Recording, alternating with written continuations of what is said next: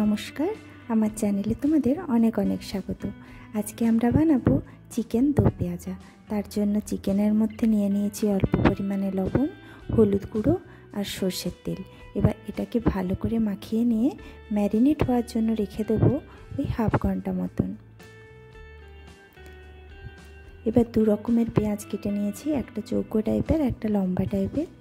কাশ্মীরি লাল মির্চ আর কসুরি মেথি নিয়েছি, টমেটো কুচি নিয়েছি, আর নিয়েছি আদা বাটা, রসুন বাটা, গোটা জিরে, ধনে বাটা, কাঁচা লঙ্কা আর গরম মশলা। এবার একটা কড়াইকে গরম হতে দিয়েছি। কড়াইটা হালকা গরম হওয়ার পরে এর মধ্যে অ্যাড করব সরষের তেল।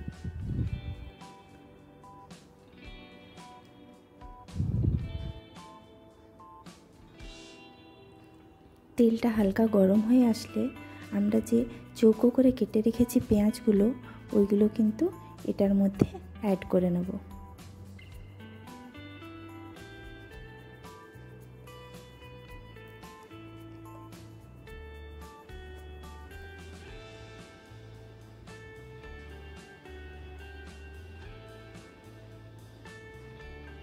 পেঁয়াজটা দেখো হালকা ভাজা হয়ে এসছে, পুরোপুরি লাল করব না, হালকা ভাজা হয়ে আসলে ওটাকে তুলে রেখে দেব। এবার ওই তেলের মধ্যে ওই গোটা গরম মশলাটাকে হালকা থেতো করে তেলের মধ্যে দিয়ে দেব। এবার দিয়ে দেব কুচনো পেঁয়াজ, ভালো করে মিশিয়ে নেব।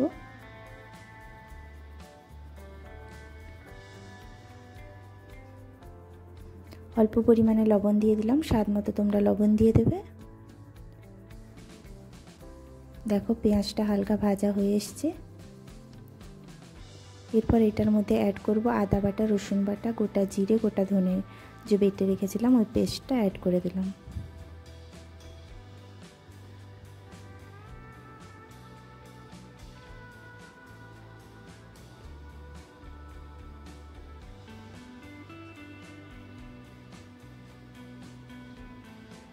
অল্প হলুদ গুঁড়ো অ্যাড করলাম। এবার কাশ্মীরি লাল মির্চ আর কসুরি মেথি অ্যাড করে দিলাম। তার সাথে দিলাম টমেটো কুচি আর কাঁচা লঙ্কা। এখানে তোমরা শুকনো লঙ্কা ইউজ করতে পারো, আরও ভালো হবে, কিন্তু আমি শুকনো লঙ্কাটা অ্যাভয়েড করি। শুকনো লঙ্কাতে কালারটা ভালো আসে। দেখো মশলাটা প্রায় তেল ছেড়ে দিয়েছে, তার মানে মশলাটা প্রায় রেডি হয়ে গেছে। দেখো খুব বেশি পরিমাণে তেল কিন্তু আমরা ইউজ করিনি এটাতে। এরপর ওই ম্যারিনেট করে রাখা চিকেনটা এটার মধ্যে দিয়ে দিলাম, ভালো করে মিশিয়ে নেব।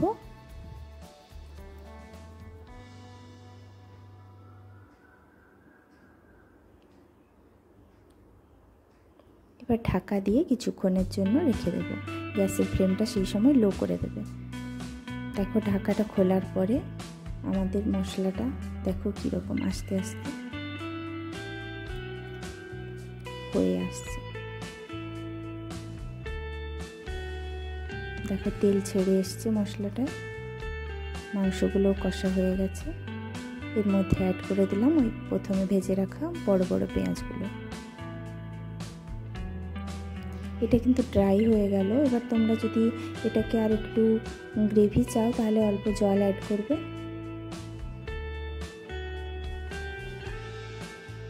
দেখো আমাদের চিকেন দো পেঁয়াজা কিন্তু একদম রেডি। উপরে একটু বাটার দিয়ে একদম গরম গরম সার্ভ করো। Thank you.